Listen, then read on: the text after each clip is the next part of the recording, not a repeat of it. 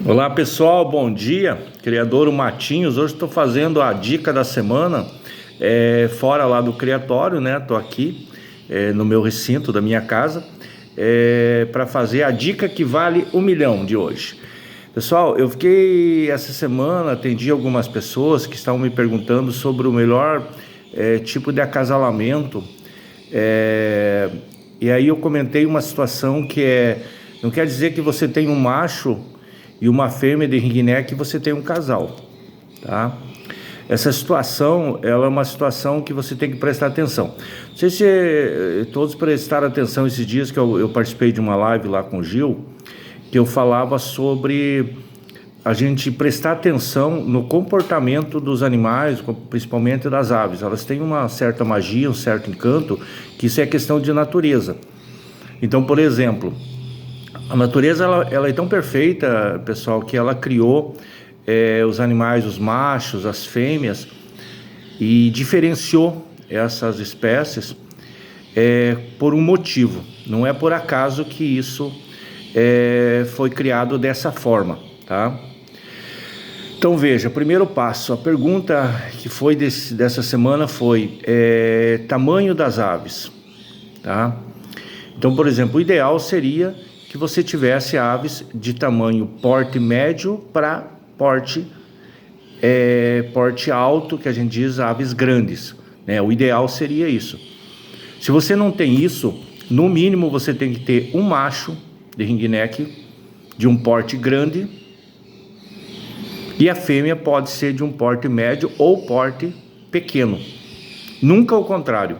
Por quê? Porque é o macho que sempre transmite essa questão do tamanho dos filhotes.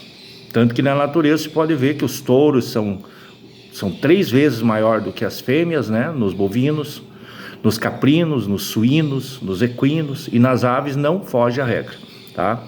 Primeira situação. Outra situação, pessoal, que é muito importante, que a gente tem que prestar muita atenção, sabe? Muita atenção, que se chama dimorfismo sexual. O que é o dimorfismo sexual? É a diferença entre as espécies, tá? Então o macho, geralmente o macho nas aves, ele tem um diferencial gritante da fêmea, tá? Por exemplo, o macho geralmente é maior, tá? Ele tem uma plumagem mais bonita, vamos dizer assim, no dito popular, do que a fêmea. Por exemplo, no caso dos ringnecks, mesmo que eles sejam lutinos, mas o macho tem o colar, que diferencia, é como se fosse uma joia que ele tem, que diferencia ele e atrai a fêmea. É o dimorfismo sexual. A fêmea é atraída pela coloração do macho, pelo tamanho do macho e pelo comportamento do macho, tá?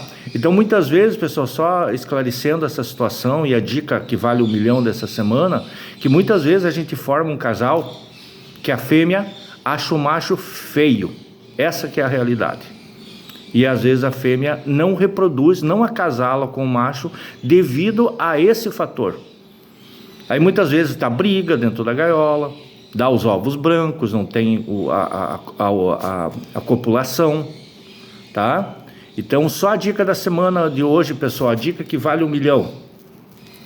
Preste atenção na natureza, preste atenção nas tuas aves e vá lá, dê um Google e aprenda um pouquinho dessa palavra, dimorfismo sexual. Grande abraço a todos aí, boa semana a todos e boa criação para todo mundo aí. Abraço.